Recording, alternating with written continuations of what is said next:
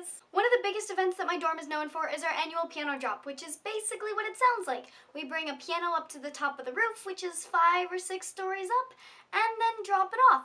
And I went this weekend and it was pretty cool. Here's how it went down. No pun intended. 4, 3, 2, 1, go!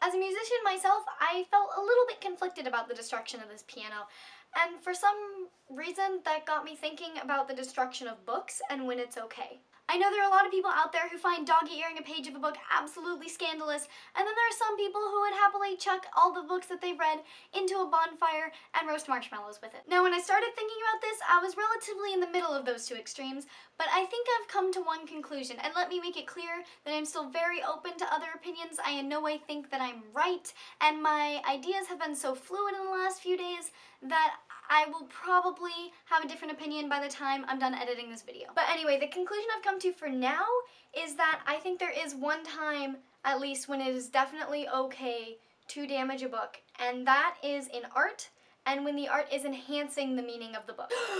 She didn't. I did. So I know that this seems almost sacrilegious to some of you, so let me just explain why I think this. Let's start out by defining what a book is physically. It's made of a lot of paper, quite similar to the paper I do my chemistry homework on. It also has a lot of ink, but I could easily print out the words chicken butt in ink, and that has no special meaning. And there's also glue in the binding, but kindergartners eat glue.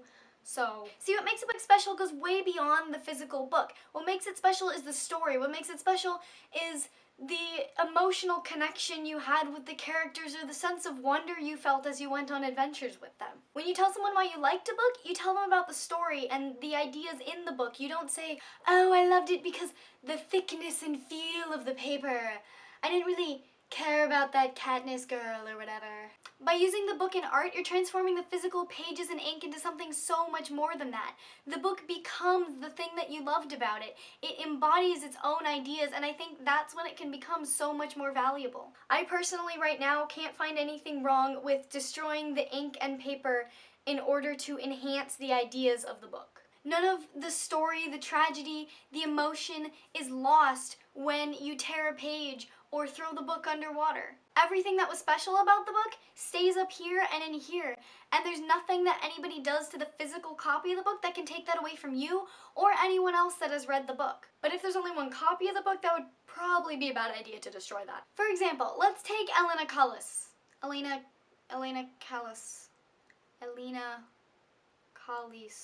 For example, let's take Elena Callis. She is an artist from the Bahamas who did an Alice in Wonderland themed photo shoot of her daughter and some of her daughter's friends who she dressed up as characters from Alice in Wonderland.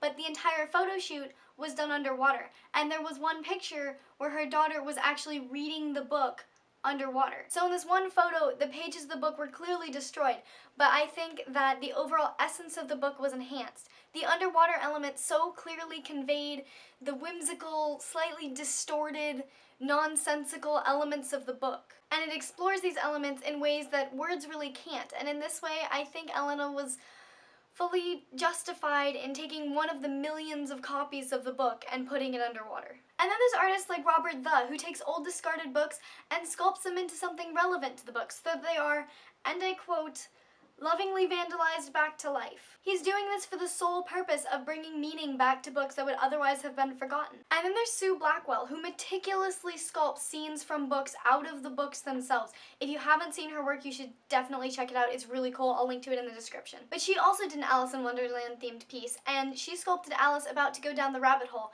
And in this case, the rabbit hole was a tunnel that went through all of the pages of the book. And if that brilliant metaphor doesn't add something to the book, I don't know what would. And it's the same idea that makes burning religious texts so bad. It's because the action is intended to be malicious towards the ideas and content of the book, not the physical book itself.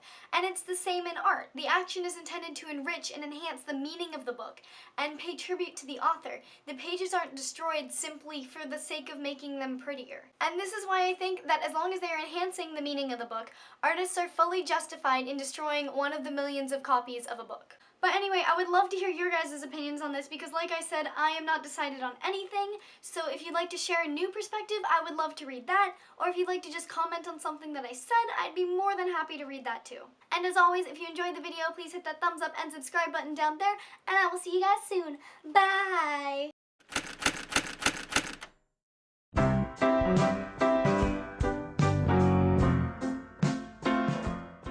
I'm 18, living 3,000 miles away from my parents.